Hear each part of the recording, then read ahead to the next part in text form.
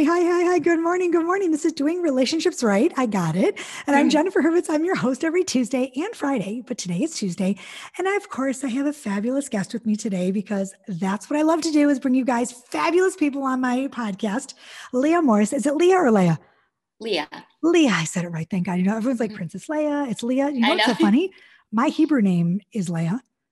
And I just Really? thought about that just now, and so I say Leah, but it's Leah. And so, hi, Leah Morris. How are you? Yeah.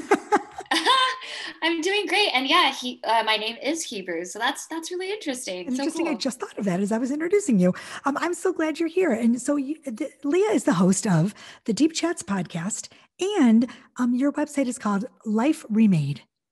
Correct. Yes, that's my coaching business, Life Your coaching Remade with business. Leah. Okay, there's so much I want to ask you, and so much I want to talk about because you're just such an amazing human, and you've got so much going on.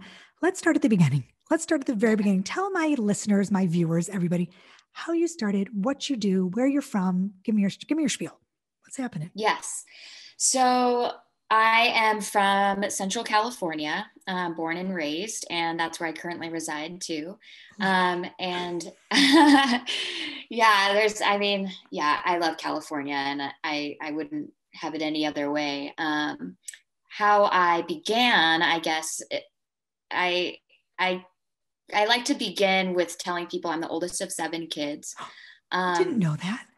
yeah, and I think it says a lot about me. It does. So Me too. I'm the that's oldest of 4, but yeah, okay. I get it. Yeah, so I had this childhood where I was brought up to be a nurturer, and sort of helped to essentially raise all of my younger siblings and to be like really connected intuitively to them, to their emotions, and also to sort of like be a rock in my family for my mother when my parents got divorced. Right. And so there was always this hypersensitivity to the world around me, to people's emotions, to people's well-being. And as much as it, made me into the person I am today, I think it also created a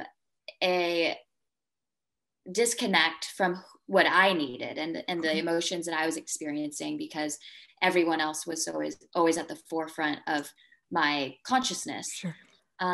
So fast forward into adulthood, and I found myself in a marriage that was extremely, my partner was very emotionally needing of me.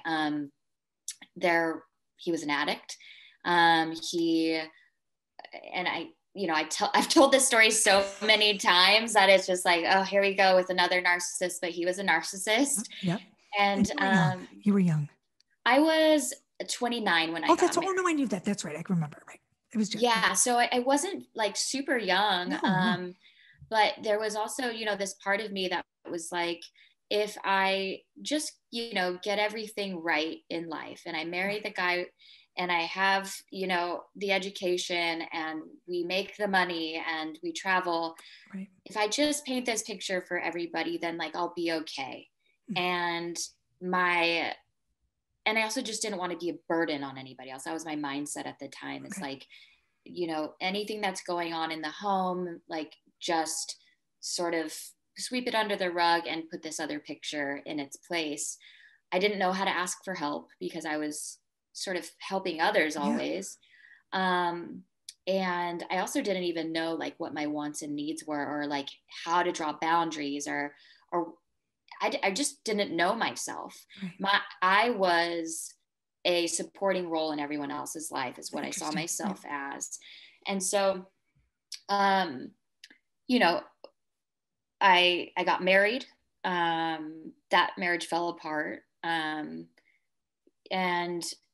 I was really forced to ask myself, how did I get here? Okay. What led me here? Because I think we, as supporting people, can also sometimes victimize ourselves in that.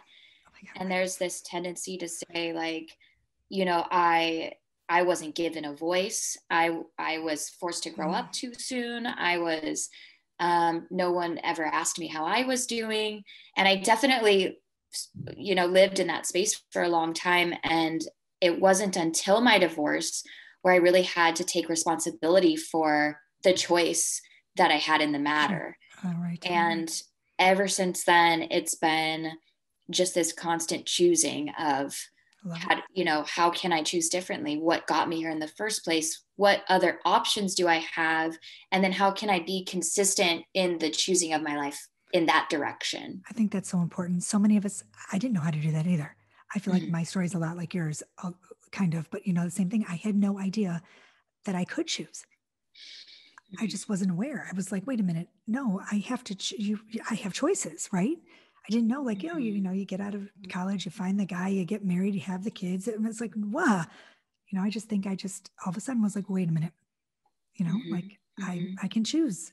It's very. Yeah, and listening to you is just keep going. I'm sorry.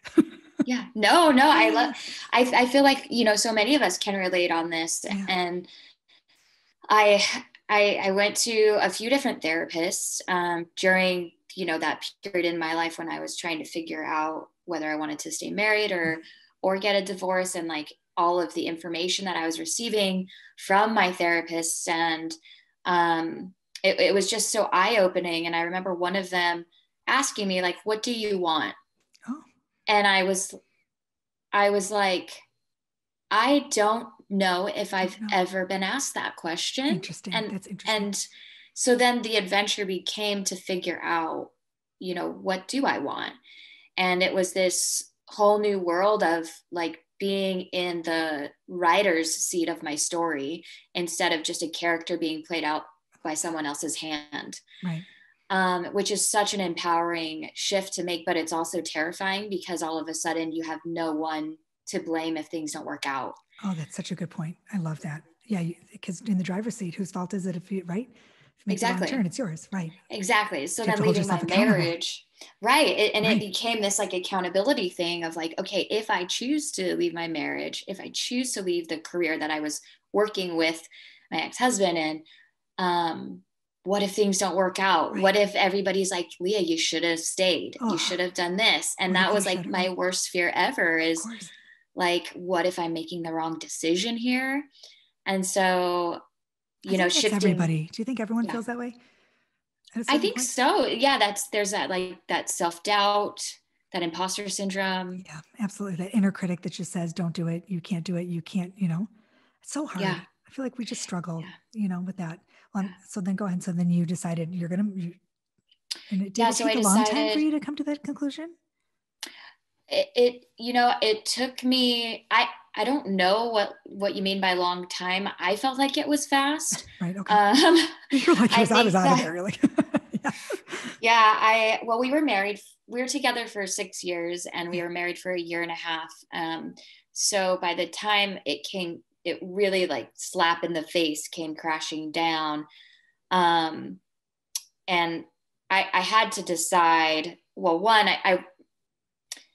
I was when you're in a really codependent narcissistic relationship, I really made choices that ended me up in a very negative space. Sure. I mean, financially, there was no plan. I had no voice there. I literally was drained of everything that I had. Mm-hmm. And so coming out of that was like, my life, there's just this big empty space in front of me and I'm not really sure where to begin. But I knew that if I'm going to survive, and it became not about thriving, it became about survival at that point, then I need to make shit happen and I need to do it now and I need to make decisions. And so I went to the drawing board, but I actually brought out a pen and paper and I just started to make a list of everything that I knew I had in my arsenal, meaning like I had my degree in communications. I knew I was good at, X, Y, and Z. I think I wrote down on the list at one point that I love talking to my friends and giving them advice and being a rock for people. And so having all that in front of me really allowed me to pivot my entire life and say, like, this is going to become my new, North Star. And I, with the things that I had in my arsenal of the tools that I had and the things that I knew I wanted to learn. That's how I decided to become a life coach. Love it. And I just have not looked back since. And, I think when I was on your show, Deep Chats, I think I said to you that I was proud of you because, and I'll say it again, I'm very proud of you. I'm not being condescending at all. I hope you understand. As older, I'm much older than you. I just feel like I see a lot of people who would have stayed in your marriage. Right. And I was there. I stayed much longer than I should have. And it takes a very, when you think that you're not capable of doing something like that, I always get emotional when I talk about this. I did on your show too. It's such you should be so proud of yourself that you were able to have the strength, even though it looked like a big open area of, if for you, it felt like surviving, right? How proud do you feel of yourself now looking back that you were able to do that for yourself? What an amazing accomplishment that you were able to take that leap into this unknown hole of, can you imagine? Some of us have no choice, right? But you did, you went and you did it and look where you are. I think that's kudos to you. Thank you for saying that. Yeah, honey, because at the time it felt like I was right. Like I was losing everything. Right. I mean, I did lose everything. And you did, probably, right. I did. And all my, you also realize when you're going through something like that, like where the cracks are in your support system. Oh, don't you? It was just like such an eye-opening experience. And, from that point on, I've learned to draw boundaries with those people that I know do not have my best interest at heart, and who also maybe were contributing factors to me, understanding that like, it's okay to allow yourself to neglect yourself. Right. And so it was an important experience, but at the time, definitely I felt like not proud. I felt like a failure. Oh. I felt like, it was the craziest decision I could ever make. I mean, who decides to like, it's so empowering for you. If I was now I look back. Yeah. If I were coaching you back then, I'd be like, no, girl, you're doing that. Like, it's so funny how we see ourselves, isn't it? That inner critic that tells us, no way, right? And I'm sitting here thinking, you're such a strong soul. Like, it's just. The SoberLink system is designed to make parenting time safer with real-time remote alcohol monitoring. SoberLink uniquely combines a breathalyzer with wireless connectivity and is the only system that includes facial recognition, tamper detection, and advanced reporting. Parents can submit a test anytime, anywhere, thanks to SoberLink's wireless technology, which delivers test results by text message or email to the concerned parties. Simplify co-parenting arrangements by using the system that provides transparency and proof of sobriety throughout the day. Flexible schedules combined with real-time delivery of results make SoberLink the experts in remote alcohol monitoring technology. It's my pleasure to offer my listeners $50 off your device. Just email info@soberlink.com and mention Doing Divorce Right. But hurry, it's for a limited time only. Soberlink.com. I'm very proud of. Yeah, it's amazing. Yeah. And I feel like that now. I definitely feel like that now. But I remember even choosing to become a life coach in the midst of the divorce process. And sure. One of my friends that I had at the time, who we are no longer friends, told me, who's going to look to you for advice when your whole life has crumbled? I got that all the time too. Right. And that was just like such an arrow to the heart. Like, oh no, you're right. And it's working through that, like that the doubt that others are bringing onto you. Like, you have to be so careful who you surround yourself with when you're going through life in general. Surround yourself with people that are going to lift you up, who are going to believe in you when you don't believe in yourself, not people who are going to shoot you down when you're like on a path. It's just so important. Absolutely. And it's funny because the people that you think should be the ones that lift you up, right, are oftentimes the one that I'm so surprised are the ones that don't, right? And you go to them for this. And I just, it's so funny to me. And I think Brene Brown, who I don't quote it very often, but she's the one who says like, don't come in the arena to get you out unless you're right. Yeah. The arena quote. I'm not going to quote her. I don't even know exactly what it is, but I love that quote where she says, don't come into the arena and get your ass kicked unless you're part of the, what is it? Something like that. Yeah, no, I know what you're saying. Yeah. Like, don't give me your opinion unless you're in the same unless you're in the arena too. Yeah. Yes. Yeah. Like, it was just everything you're saying is just resonating with me. So absolutely, just so deeply, because I felt like I was right there with you. Right. I remember some people in my life said the same thing. Who's going to come to you? I mean, you're divorced. You have how are you going to coach people on staying married or helping people go through whatever, if you're so miserable? I'm like, okay, maybe they're right. Yeah. Maybe they're right. But no, I went through it. I lived through it. I came through it. I saw the light at the end of the tunnel. I'm happy now. I got you. Right. So I feel like too, there's like everybody has that question cross their mind, like, who am I to change my life? Right. And I think that like we, especially in 2020, have had a big mirror held up to our lives. And a lot of people are realizing like where they're not in alignment anymore and having to make these pivots like you did with your whole brand and me too. Yeah. You're changing, you're changing. You did something interesting. Tell everybody that you're. Oh yeah. So I'm adding, I've been really wanting to add another layer to my business for a while and not have it be something, it needed to be something that really deeply resonated. And so I'm adding, I'm studying to become a hypnotherapist right now. And I'm studying to have that become part of my practice, really cool. Because I really do believe that, dealing with the subconscious mind is where our conscious choices can begin to shift. And, the stories that we're telling ourselves, the past traumas that we're needing to process, like our conscious choices are what we see in our everyday life. And it's, I think, it's one thing to say like, you always have a choice, but when your subconscious is telling you things like you're not worthy, or, like we're talking about right now, that worthiness aspect, and like, maybe I am not able to, to lead how I envision leading, or to change my life how I think I can, then our conscious choices are going to be affected by that. And we're going to be limited to what our subconscious is telling us. And I learning more and more about this hypnotherapy, I'm like seeing the real power behind, so cool. Being able to make those huge shifts in our lives. And it won't take, I feel like it took me years to really come through that. And and with hypnotherapy, it's not necessarily a shortcut, but it definitely speaks straight to the source. Oh gosh. It's funny. I wish that I wish I had that.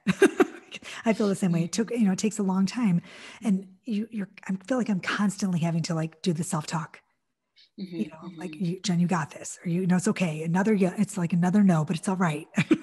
I find myself like talking to myself, but I know that there's, I've worked with so many people and I've done so much coaching myself. And I feel like everyone always says this to me, like, you have a therapist? I'm like, well, yeah, because coaches need coaches, right? And therapists need therapists, and you can't get enough. I feel like you can't do enough work.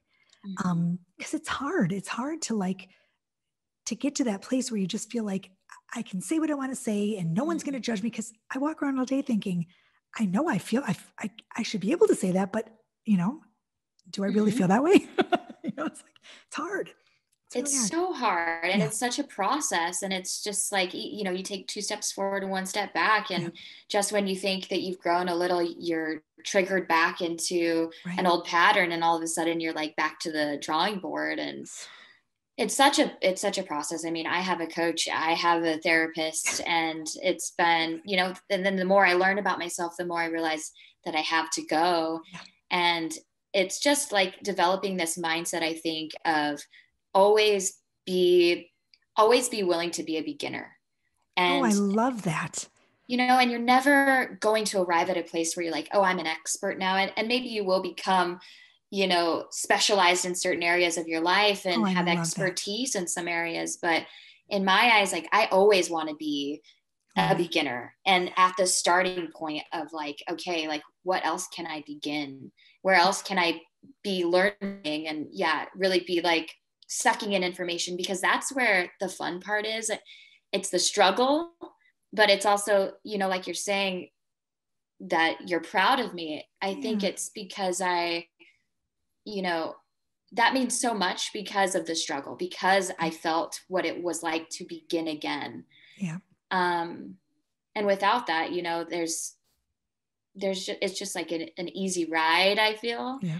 But there's that sense of pride comes from that struggle and that beginner. I agree. Mm-hmm. And I think people can appreciate your story more because you, it's almost like, I hate to say like rising from the ashes kind of like thing, you know, like you like, it comes from struggle. Everything comes from, you know, growth. And I think you're awesome. I think you're just awesome. I do. I think you're awesome. I think you're awesome. I love you. Just positive energy. And I was telling you before the show, you know, everyone asks me, why did you go from doing divorce right to doing relationships right? And I was telling you, you know, I just needed some more positivity. Not that divorce has a negative connotation, because for 2 years I loved it, and mine was a happy divorce, and I loved talking about doing divorce right. And I just felt like I needed more of this, you know, more talking to women and men who surround themselves with self growth and self, you know, I think of like, maybe it's just being selfish. I think I'm being a little more selfish in 2021.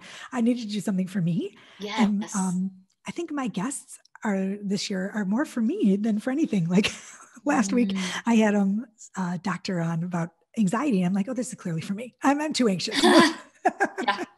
So now I'm like, you know what? It's nice. It's nice to be able to be in a space that I feel almost, it's like a little more positive for me. You know what I'm saying? So I think we all have to pivot inspirational. Yeah, inspirational. Thank you. There's a word. Yeah. So it's good. It's good. But I love that. That's what we need to this year. Yeah, right. Oh God, I'm telling you. So this is February. Actually, your episode's coming out in February. Okay. But we're recording in January. But I'm telling you, it has been just such a mess, our world and everything. Everything has been such. So it's nice to have conversations like this that are positive and, you know, it's good. Yeah. And in a way, we're all sort of like rising from the ashes, like you said, you know, and it's like, what an incredible experience to have collectively, where we're all just like, well, we've all just been through hell. Yeah. And we're not out yet. What are we going to do now? What's the choice now? And it's really cool to see. Yeah. I like to choose to be happy and kind. I'd like just choose kindness. I feel like so many people are angry, and I hope everyone chooses to be kind this year. Just, you know, do something kind or be kind, or I don't know. Okay. I'm going to put you on the spot before we go. Okay. And if you could tell my listeners/viewers one little nugget or one little piece of advice or one little Leah morsel, what would it be?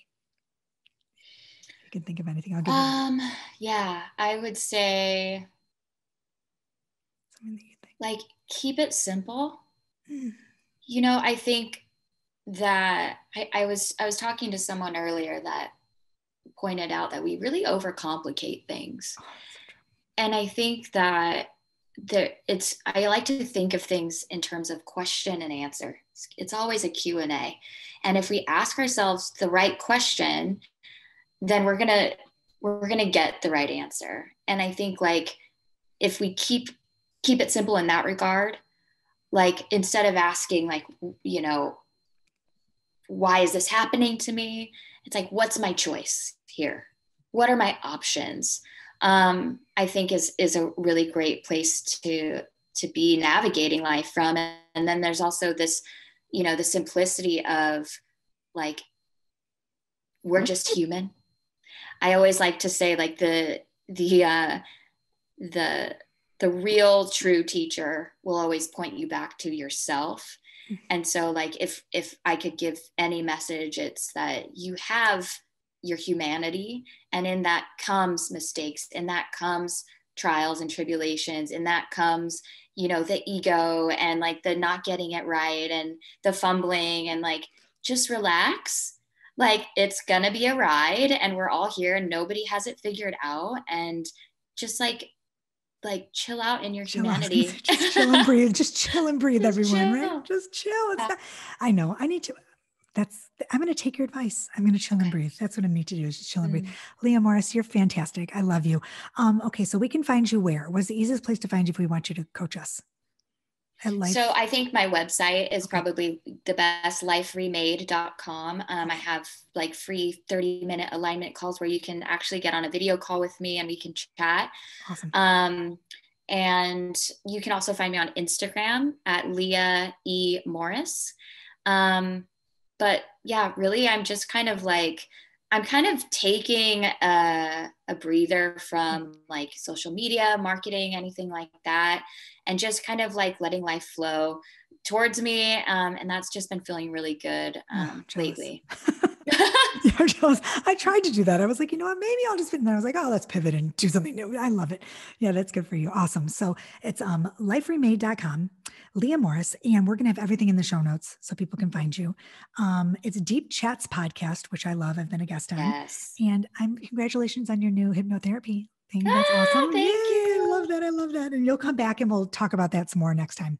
Awesome. Cool. Thanks, Jen. It's been a pleasure. I loved having you. I love it. I love it. Everybody, listeners, viewers, everybody, you know where to find me, jenniferhurwitz.com or Instagram or whatever, and join my Facebook group, Doing Relationships Right. I have to think about this for a minute. I'm always saying the wrong thing.